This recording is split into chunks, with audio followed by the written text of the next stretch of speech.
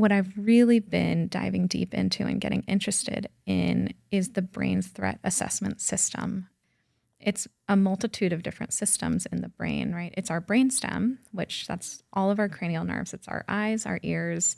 The vagus nerve is the sexiest one that everybody always talks about, but I think all the cranial nerves are really cool.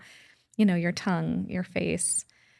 And if I'm in a dark alley and I need to know whether I'm safe or dangerous, I'm listening to hear if there's anything behind me. I'm turning my head to see what's there. And as long as I turn my head and I don't fall over like Lucille 2 in Arrested Development, I'm safe. Me putting my eyes on that, whatever made that noise, and seeing, oh, it's a raccoon, or if it's a big scary dude, all of that is threat assessment. But we're also looking at our emotions, our memories, and other systems in the brain to assess threat. And what I see oftentimes after we've had trauma, or after we've just had too much, too fast, too scary, too overwhelming, is it's like a smoke detector. We need to be able to detect when there's fire, right? That threat detection system is important. But if we are having a really sensitive smoke detector that's going off when we make tea, that's going off when we have a shower, that's going off when, all of these things, it's going to have a mental and physical impact on us, right? And some people, they resonate with me saying, have you ever, somebody just walked up next to you and you jumped and you're like, oh my gosh, you totally scared me, right? Like that could be it. It could be a change in libido. It could be pelvic pain. It could be a change in sleep. It could be a change in digestion. It could be a change in immune function. It could be, all kinds of stuff, anxiety, depression, as this output when we are in that threat mode and overreacting to threat. And the other piece is the body is like, is this really a threat? Everything feels like a threat. I don't know. And so when there is a real threat, it's less equipped to actually handle it. Okay, let's talk about something that doesn't get talked about enough: the aftermath of good sex. Because let's be honest, the last thing you want to do is be fully in the moment, worried about who's cleaning up the mess afterwards. No more changing the sheets late at night, because that gets old, right? And that's why I found Splash Blanket, the most luxurious waterproof blanket that lets you completely let go in the bedroom without having to worry about the cleanup after. It's 100% waterproof and is literally the most soft thing ever. I love how this feels on my skin, and it holds up to a liter of liquid. It was created by an Aussie woman who literally got sick of the midnight sheet change killing the vibe, so she designed something that supported pleasure. Whether it's partnered sex, solo sex, period sex, or you just want to feel more relaxed in your body, it removes the mental block. This is called a psychological sex toy, because when your brain is able to feel safe to make a mess, your body can enjoy more pleasure. So yeah, if you've ever held back because you didn't want to deal with the aftermath of good sex, this is your permission slip. Get yourself a splash blanket and you'll thank me later. Use code Jordan15 to save 15% on your splash blanket. I have the leopard one at home and I absolutely love it. See show notes for important safety information. Let's talk about a birth control option that I found and absolutely love: Fex. Yeah, you heard that right. A birth control that I like. If you have been around here a while, you know that I really support women finding what is right for them and listening to their own bodies. And there are options for literally every single woman when it comes to birth control. If you're someone like myself who's looking for a non-hormonal birth control option, Fex may be right for you, and I'd recommend taking a look at it. Fex is an on-demand birth control option. You just use it within an hour before intercourse. I like to say Fex before you sex, and it's immediately effective. You don't have to include it in your daily routine at all, which is really nice and makes it very convenient. It does not contain hormones. It is FDA approved and available by prescription. It is covered by most commercial insurances as well as state Medicaid programs. Also, how could I not forget the lubricating properties of Fex, which adds for a little bonus. What's unique about the way that Fex works is that it maintains the vaginal pH, which creates for an unfriendly environment for sperm. and it keeps the vagina very acidic. So if you're curious about a non-hormonal birth control option, you can go to phexx.com, phexx.com to learn more. And you can also get a telehealth prescription right there. For more information and to learn more, go to phexx.com. Phexx is available in the United States by prescription only. This is your favorite podcast host with a little reminder for you. If you are sexually active, STI testing should be a part of your self-care. We normalize orgasms and taking accountability over here, just like charging your vibrator and washing your sheets. STI testing should be a part of your routine. That's why I found ProDX Health. It is my favorite at-home STI testing company that is literally so easy to use and very convenient and in the privacy of my own home. Confidence in the bedroom starts with your sexual health. Use code Jordan Donnell for 25% off your test kits at prodxhealth.com. Welcome to Vaginas, Vulvas, and Vibrators with Jordan Donnell.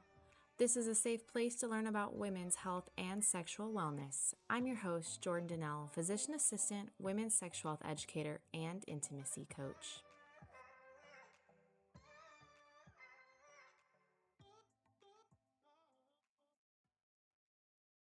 This podcast is intended for educational purposes only. It is not intended as medical advice. Please seek your medical professional's direction and guidance. The views and opinions on this podcast reflect my own and my guests and are no representation of any institution or organization that I work for. Welcome back to the Vaginas, Vulvas, and Vibrators podcast. Today we have Rose with us, and I'm so excited.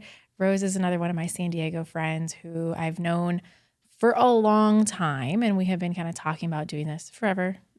So here we are. Why don't you go ahead and tell us a little bit about yourself and what you do? Yeah, absolutely. So my doctorate is in physical therapy. I've specialized pretty much my whole career in pelvic and sexual health. I was really lucky. My first job out of my doctorate program was with Dr. Goldstein. So No, it wasn't. yeah. What?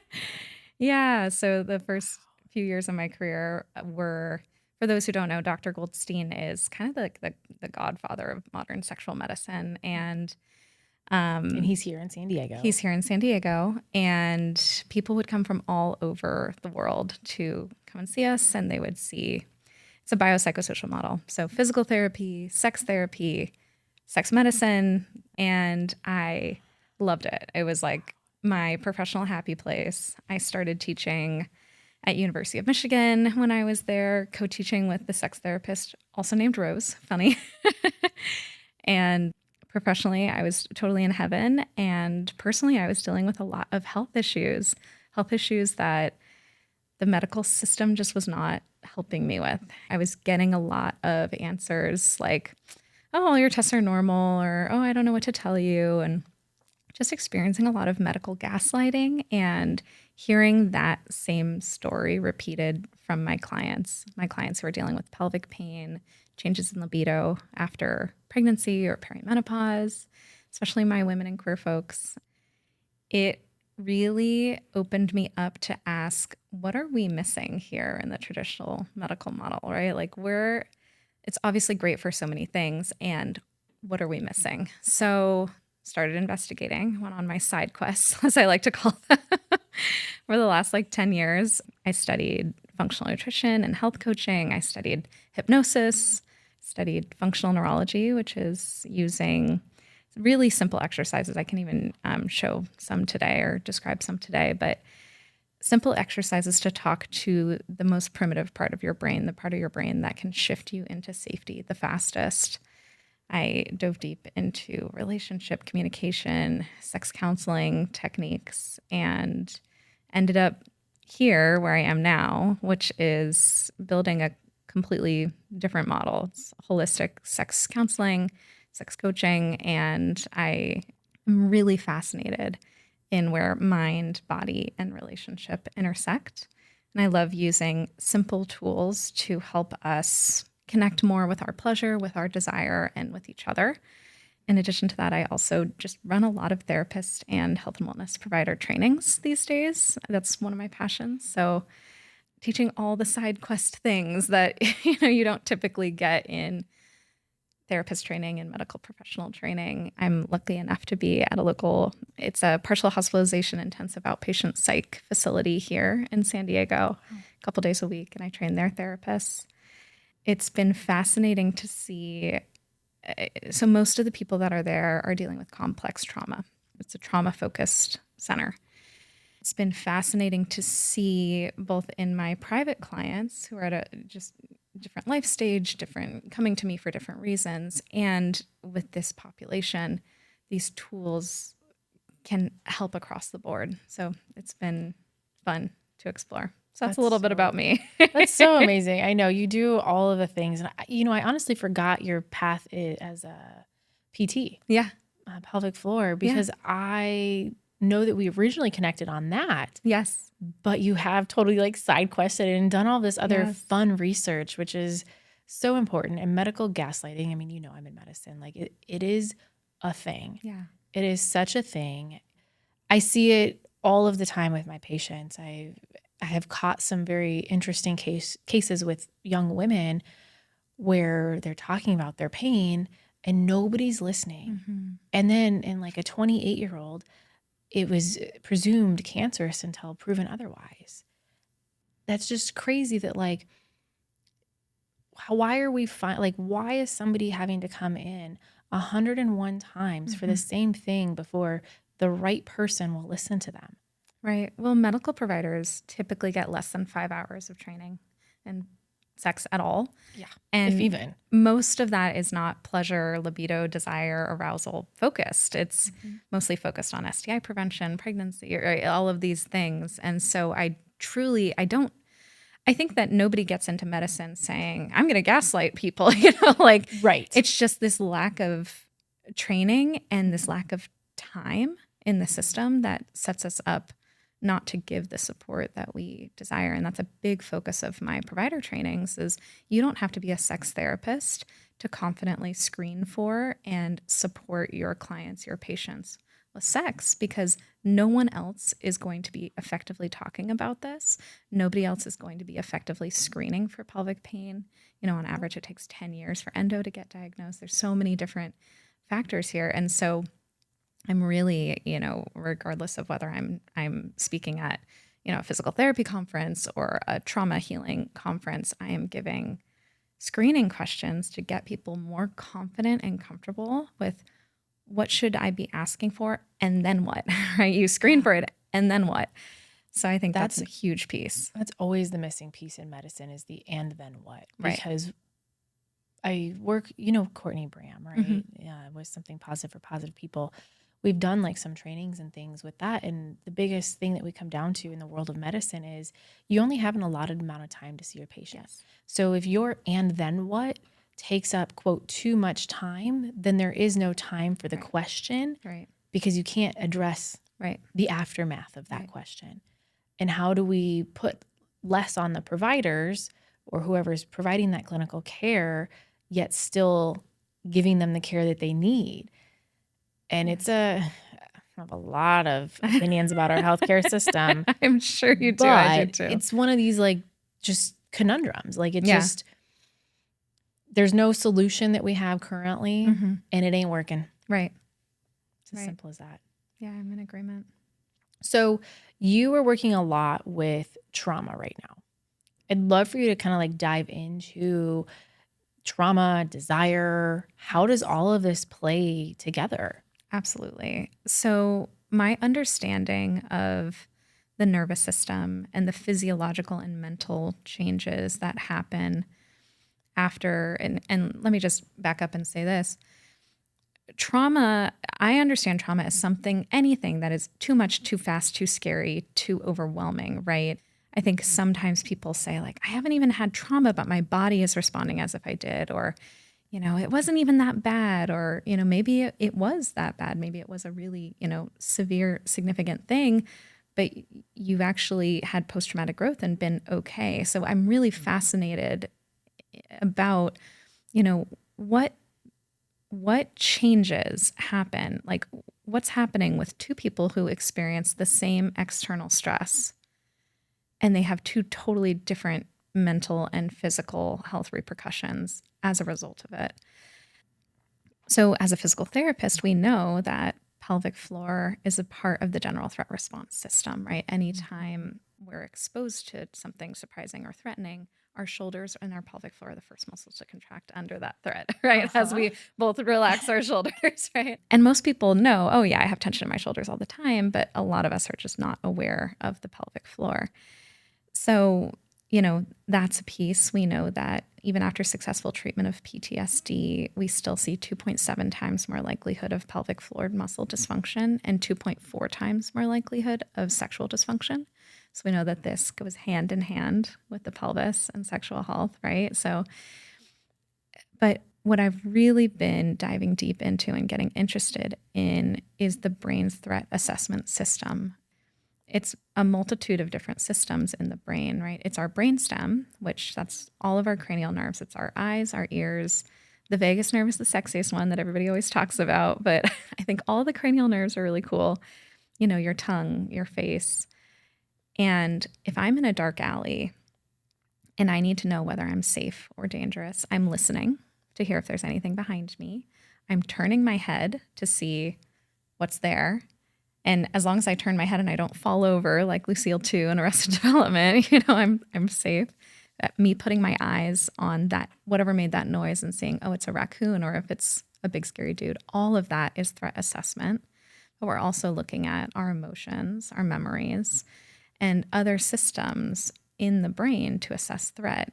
And what I see oftentimes after we've had trauma or after we've just had too much, too fast, too scary, too overwhelming, is it's like a smoke detector. We need to be able to detect when there's fire, right? That threat detection system is important. But if we are having a really sensitive smoke detector that's going off when we make tea, that's going off when we have a shower, that's going off when, all of these things, it's going to have a mental and physical impact on us, right? And some people, they resonate with me saying, have you ever, somebody just walked up next to you and you jumped and you're like, oh my gosh, you totally scared me, right? Like that could be it. It could be a change in libido. It could be pelvic pain. It could be a change in sleep. It could be a change in digestion. It could be a change in immune function.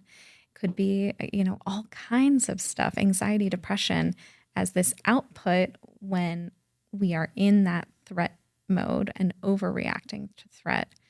And the other piece is the body is like, is this really a threat? Everything feels like a threat. I don't know. And so when there is a real threat, it's less equipped to actually handle it. What I find fascinating is understanding from a neuroscience perspective how to help people rewrite that and become more aware of how much of their time is spent in that threat state. And I want to just say here, I kind of break it down into green, yellow, and red. So green is like, I'm just present. I'm peaceful, I'm present. I'm not having to worry about anything. I'm not figuring anything out. There's no open tabs in the back of my brain. Right? Yellow is kind of like, am I safe? I'm a little hypervigilant. Maybe I'm noticing the sensations in my body. Maybe I'm a person who's had pain with sex before.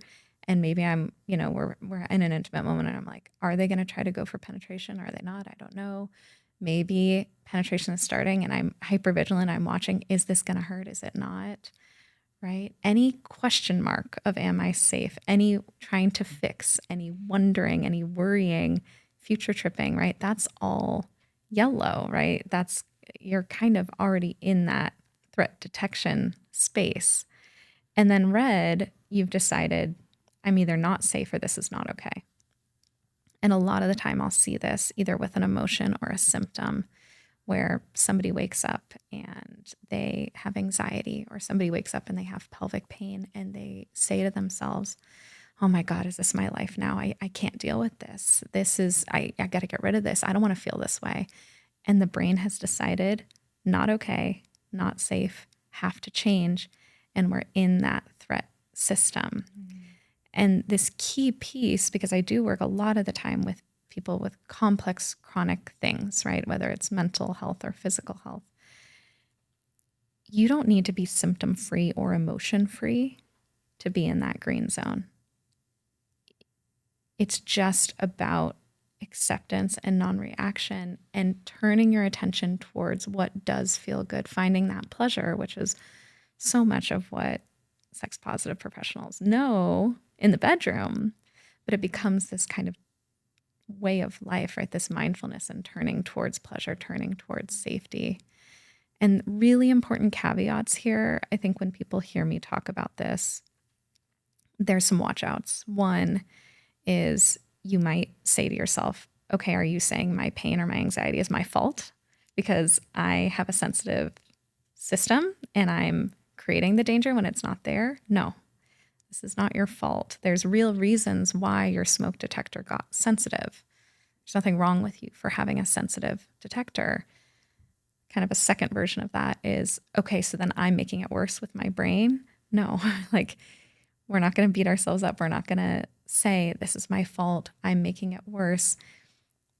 All we can do is say, okay, I'm starting to understand that it makes perfect sense that my body is having a normal human response to an abnormal demand. And the good news is, using neuroscience, I can shift this. And the last thing I want people to watch out for is sometimes when they hear me talk about this, they're like, okay, well then every time I'm angry, I have to stop that. I can't be angry because then that's going to make it worse, or I can't be upset about this. And that's not what this is, right? We need to be able to process our emotions through and be able to move it out of our body. So I love that. And I love the smoke detector like analogy, because I think that that is so relatable, and that I disconnected my smoke detector at home because it was constantly going off, right? Right. And so when we start thinking about like our body in such a way, we can't just disconnect it. Yes. But how do we redirect it? Yes. Right? So you brought up neuroscience. How does neuroscience play into this? Mm-hmm. How do you reconnect or change the pathways so that your fire alarm stops signaling all of the time? Absolutely. So I think it's kind of like a couple steps here. So one is just building that awareness. And building the awareness, what percentage of the time do you feel like you're in yellow and red? What percentage of the time do you feel like you're in green?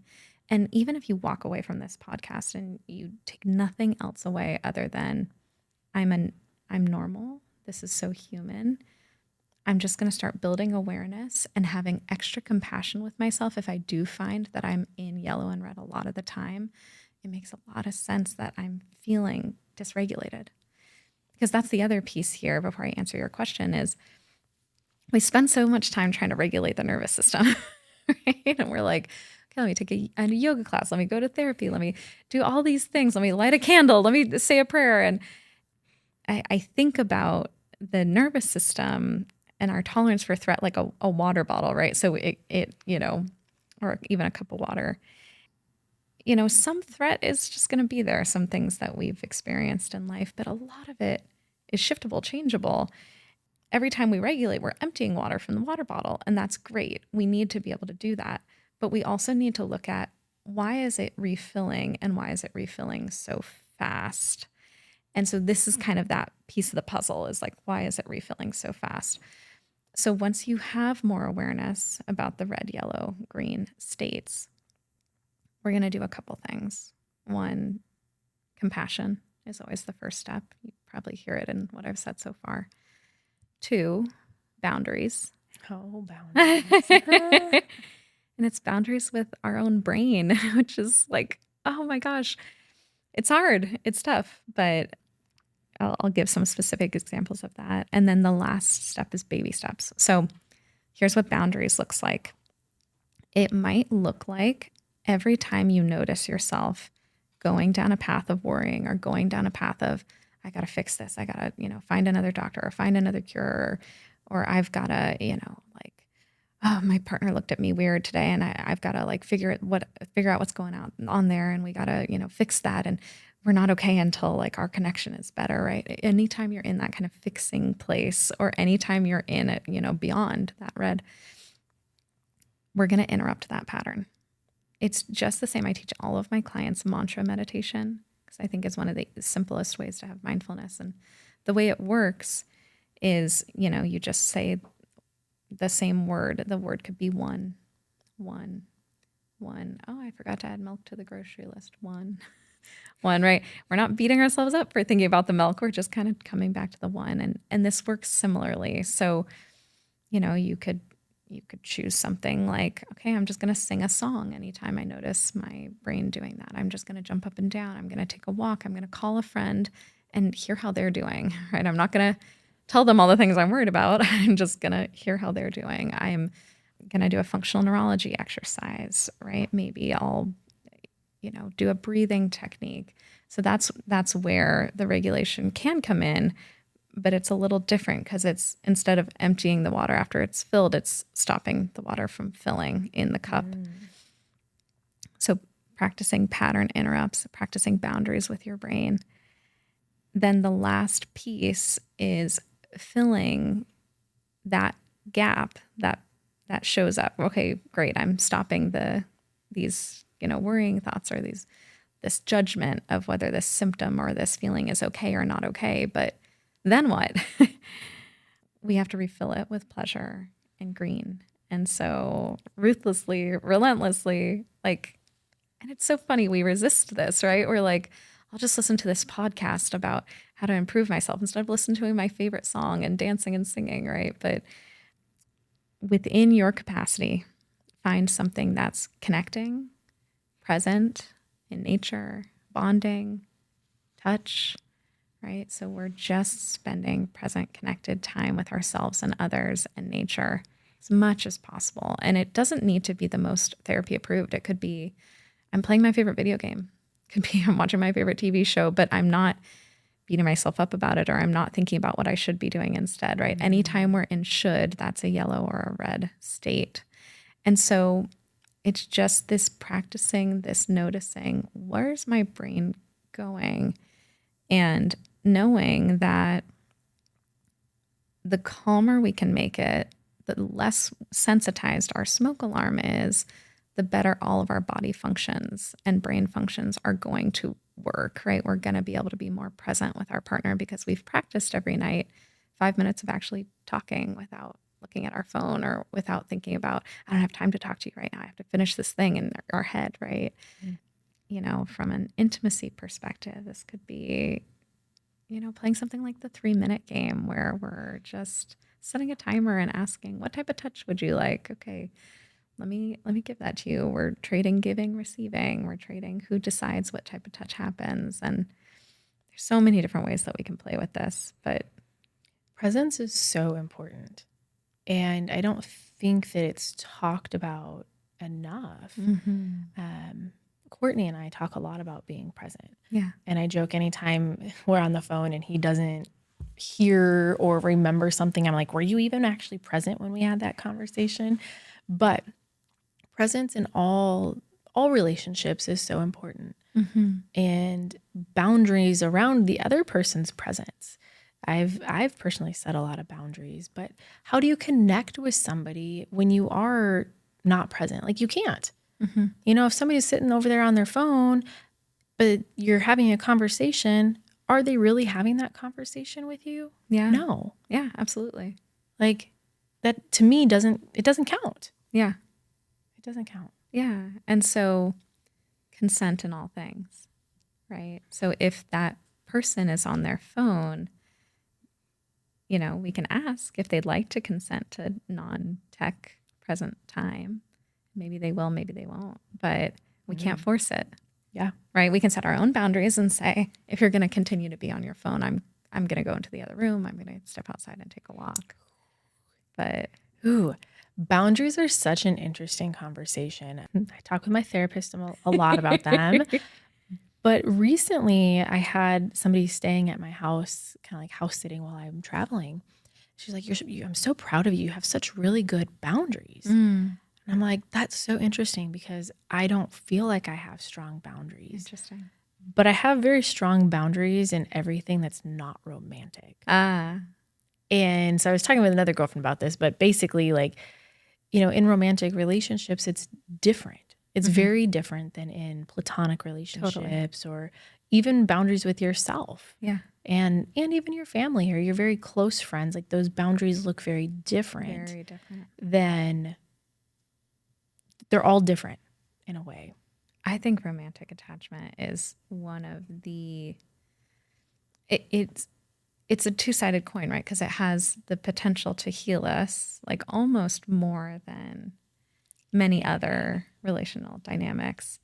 But I mean, it also can trigger us so deeply because, and especially if you're, living with a partner, it's like not just the relational dynamic, it's also your living environment. It's like that co-regulation goes both ways, right? You can co-regulate for the better or for the harder. Yeah. When you're living with somebody, I mean, or just like romantic relationships in general, they are one of the biggest opportunities for growth and also like the most challenging experience you will have. Yeah. It's so crazy how it is both at the same time. And like relationships, romantic relationships are one of the hardest things to do and the most rewarding. Yeah. And yet, like, I feel like why do we all want romantic relationships? Well, I mean, that attachment is life or death. Attachment and connection. Loneliness is more dangerous than smoking. Don't they have those stats, right? It is true, yeah. Yeah. And so I think at our core, right, we are all these little babies that attachment equals I get fed, I get clothed, there's a roof over my head. And I think I just think there's a biological imperative to have these romantic attachments. And that's not to invalidate somebody who identifies as aromantic or asexual. And there's many people out there that, are very happy and satisfied and living full lives without that dynamic. But I do think it's something that is just human. Yeah. Yeah, that makes sense.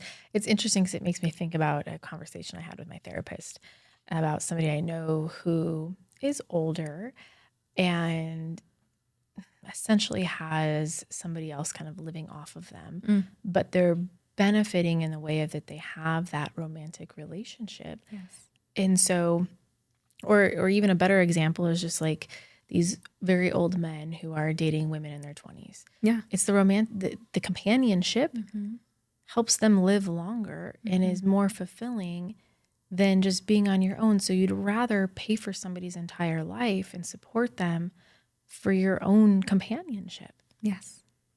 Yeah. Where do I find me a sugar daddy? It's my next mission. Yeah. It's like, I mean, it makes sense to me. Yeah. It does. It's really interesting to think about what will come of this in the next season where AI and everything is kind of like taking over. And the episode that just dropped last week was with Kim Ayers, and we were talking about AI and the impact of AI and just like how relationships and things have changed. We're going to Chat GPT as our dating partner or like our therapist and asking them, and it always tells you you're right. Like, oh, that's such a great da-da-da. But really, like, is it though? right. It's not. Right. It's an echo chamber. Yeah. And then like, our AI girlfriends or boyfriends and the OnlyFans communicators that are actually all just AI bots that are doing it, not the actual OnlyFans girl. It's like science, or like, I don't even know if it's science. It's just like technology is scary. Yeah. And we're going to lose the connection that is actually what we need the most when we switch over to all this AI stuff. Right. Well, as you were talking, I was just thinking about, this conversation kind of started with presence. And I think at its core, in order to be present, you have to find comfortability with the discomfort of yourself and others. right? And I was just teaching about this earlier, but when I'm talking about green zones, I often say a green zone is the thing that you think, I don't have time to do this, right? Like, I don't have time to just shoot the shit. Like I got things to do, I got places to be. And I think that we think that those moments are like a vitamin. It's like nice if I have it. It's nice if we have downtime with the people we love. Like, that would be nice to have. Rich people have that, right? Mm-hmm. But I think it's much more like air or water. I think we need it a lot more than we think. And I think that unless we can expand our tolerance for our own discomfort, right, of noticing, ooh, I'm feeling the urge to go back to work. Okay, I'm just gonna okay, that's okay that urge is here. That's okay that part is here. Let me just, let's just stay and see what happens.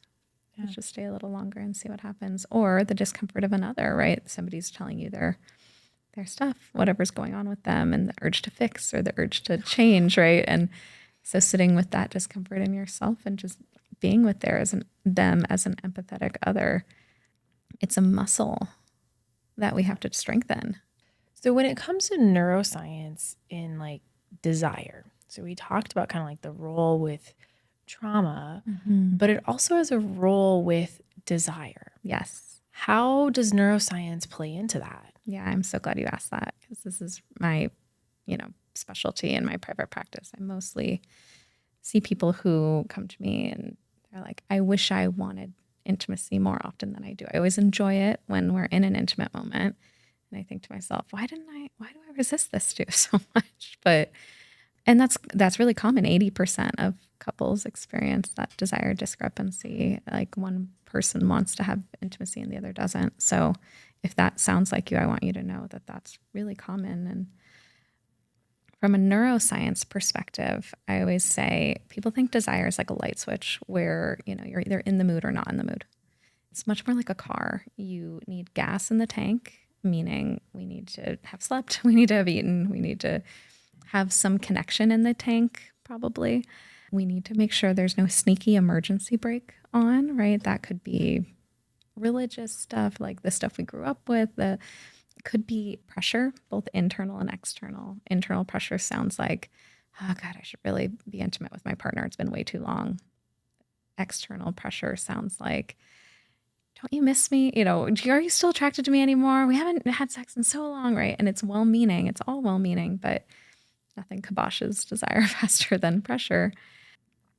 And so getting rid of the pressure and then making sure you're in the right gear physiologically. So everything that we talked about with that, threat assessment system, if we're not in that green zone, it's going to be a lot harder for us to, on a biological level, say to our cells, hey, instead of sending blood to my heart and to my lungs so I can fight and get away, let's send some to the genitals.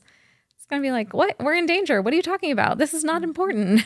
And so it's key. And with the nervous system in that state, the pelvic floor is going to be holding tension, right, under threat. And so blood literally cannot flow to the genitals. All of our erectile structures are impacted by pelvic floor tension, right? The clitoris, which is 10 centimeters long, right? It's massively under the surface, but that's an erectile structure. If the pelvic floor is holding tension, we're not going to get blood flow to that. Same thing. It can impact erectile function, ejaculation. And so when I say in the right gear, I mean physiologically, nervous system, pelvic floor. And then, that's also going to just depend on your desire style too, right? Are you a person that experiences desire first in your head? It sounds good, and then your body has to catch up. Are you a person that desire doesn't sound, I don't really feel like I'm in the mood to have sex until you're already making out and you're like, oh, actually, this feels pretty good, right? Like more responsive desire. Or I call that like dessert stomach desire, where you're not hungry, but like if you smelled fresh baked cookies, you'd be like, oh, what is that? Right? Mouth starts to water. So your body has to experience the sensation of it before it sounds good to your brain. And then I also see 2 other types of desire styles in my practice, more kind of like connection driven or more what I call rooted desire, where it's like, okay, I have to be good in me. Like, I just got off of work. Don't talk to me for an hour. I'm going to go take a bath. And then I'll be open to seeing, I'm open to intimacy. That's the question I like people to ask instead of, are you in the mood? Are you open to seeing if you could get in the mood? And with so many different desire styles, it's really important to be able to pause at any time, pivot at any time. But, when we have all those pieces, then and only then can we hit the gas. And this is why so many people, try the wine, they try the lube, they try the role play, whatever, and it just peters out because they didn't have gas in the tank, or the emergency brake was still on, or they weren't physiologically in the right gear. And if you're listening to this and you're like, I don't know what my desire style is, I actually have a free desire style quiz on my website. It's bewellwithrose.com/desire quiz. So I'll get that to you for the notes. But it's helpful because I break everything down from a neuroscience perspective. Like, oh, okay, you need more dopamine-based novelty with your desire style, or, oh, you need more oxytocin-based cuddling connection before you're open, and one of my favorite things to talk about in regards to neuroscience and desire is dopamine. I think dopamine is a huge piece of the puzzle. It's our neurotransmitter that deals with pleasure, motivation, focus. And the coolest thing about this is eye exercises, balance exercises, sunlight, and physical activity all raise dopamine. So a lot of my clients, and we test each individual person to figure out what exercises are going to work best for you. A lot of people I'll get doing, 5 minutes of these exercises. They go from 2 out of 10 open to intimacy to 6 out of 10 open to intimacy. So it really does work. If you want, I can show you a couple. I'm so curious. Yes. Yeah. So I always choose a subjective and objective measure first. So, open to intimacy could be your subjective measure. It could be anxiety level. It could be fatigue, whatever. But, if you want to pick one just to see right now, like check in with your body, see where you're at, everybody listening. And you're just going to choose a 0 to 10, whatever that is. And then you're going to choose some sort of range of motion. So we're in a studio right now, so I'm not going to get up. But if I weren't, I would stand with my feet together and I would rotate my body and see where my hands are pointing. And you can retest that to see if you go further, that's a sign that the body feels safer because I don't have as much muscle tension. But you and I are sitting here, we can just test our neck. So you can literally just tilt your head side to side and see like, okay, how far do I go and how much tension do I have? So I'm like, okay, I've got like 6 out of 10 tension on the left. I've got like 3 out of 10 on the right. Okay, so get your measures. And then really simple, we're just going to look around the room. So studies show that just moving your eyes releases dopamine and can decrease emotional distress. This is like my favorite way to sneaky regulate and get some dopamine if I need some motivation. And, we think about typically when our eyes are directly in front of us, like a phone, a computer, it's very similar to how the eyes act when we're under threat. When we look around the room, it's kind of like, oh, I'm just grazing in a field. So the second eye exercise that I like to give people is peripheral vision. So we're just going to, look at something without moving the eyes, expand your awareness left to right, up and down. Sometimes I have people do like little jazz hands or bunny fingers to be like, how far can I actually see in the peripheral vision? And I'm yawning. That's a typical, yawning, eyes watering, mouth watering. So then we'll retilt. My tension is significantly better. I went significantly farther. Holy shit. Yeah. When I do this for groups, usually everyone's like, what? Wow. Yeah. So simple as that. You can do those exercises anywhere. Nobody needs to know your emptying the threat from your system. You're increasing your dopamine. I'm gonna start doing that. I'm Yeah. gonna start doing that at work. Yeah, it's the That's perfect. great. Yeah, but balance exercises, vestibular exercises, there's so many little 5-second, 10-second, 30-second things that we try. And an important thing is if you're listening at home and that didn't change your range of motion, if you didn't shift how you feel, you're not broken. This doesn't mean they won't work for you. It just means we need a different exercise. So I test all the cranial nerves and all the functional neurology exercises with my individual clients. And we find the 1 to 3 that works best for them. So I don't want anyone listening to be like, well, that didn't work. I'm broken, right?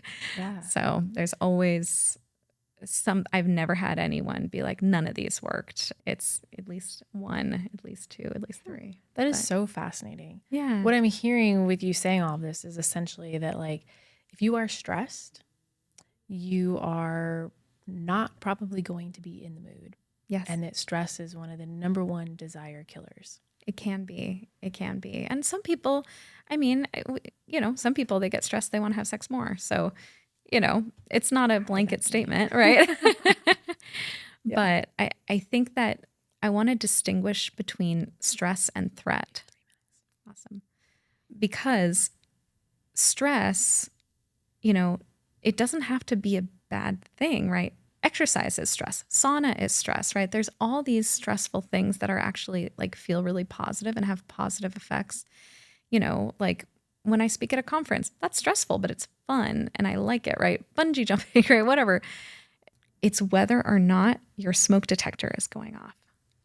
And so that's the key piece. I don't want people to be afraid of stress. I want us to recognize how often do I feel like I need to fix something, like I'm shooting myself, like I'm, not safe, not okay. What I'm doing or saying or what's happening is not safe, not okay. Mm-hmm. And I think that's the shift. There's so much more that we could dive into when it comes to like desire, the neuroscience. Like I am so curious about all of this. And we'll have to like chat again. Yes. And go even deeper into neuroscience. Yeah. But before we wrap up the podcast, I have 2 quick questions for you. What is something that you are currently interested in exploring sexually? Oh, good question. I'm really in a space, that presence, that mindfulness, slowing down, just connecting. And so for me, I'm not in a phase of my life where I'm like wanting to do a thing, an act. It's more how slow, how unguarded, how present, how connected can we be? Can we make it 5% more more safe? Can we make it 5% slower? Can we prioritize this protected time together 5% more? So that's kind of more my vibe right now. I love it. Where can the listeners find you at? Yes, Be Well with Rose everywhere. So on Instagram at Be Well with Rose. My website is bewellwithrose.com. If you are a provider listening to this, I have provider trainings, including the neuroscience of desire. That's a class that I teach, and you can find that at bewellwithrose.com/sexual health CEUs. If you want that free desire quiz, it's my website /desire quiz. And if you're listening to this and something resonated, or if you have a question, please reach out to me on Instagram. I love hearing from people. We do these podcasts and then you send it into the world and you're like, okay, I don't know if anyone listened or if that helped anyone. So if anything resonated, if anything helped, I always love getting messages from people. So Sweet. yes. Well, awesome. Well, thank you for chatting with me and sharing. Thank you so much. It was such a pleasure. This podcast is sponsored by Splash Blanket, a luxurious waterproof blanket for every messy moment, as well as ProDX, your go-to at-home STI testing company, and Fex, your prescription non-hormonal vaginal birth control gel. Thank you for joining today and continuing to bring awareness to women's health. If you love the show, please subscribe so you never miss another episode, and leave a review for others to see. If you want to see me on the daily, you can check out my bio for links to all my pages. Be sure to share this episode with your girlfriends. Thanks again, and see you next episode.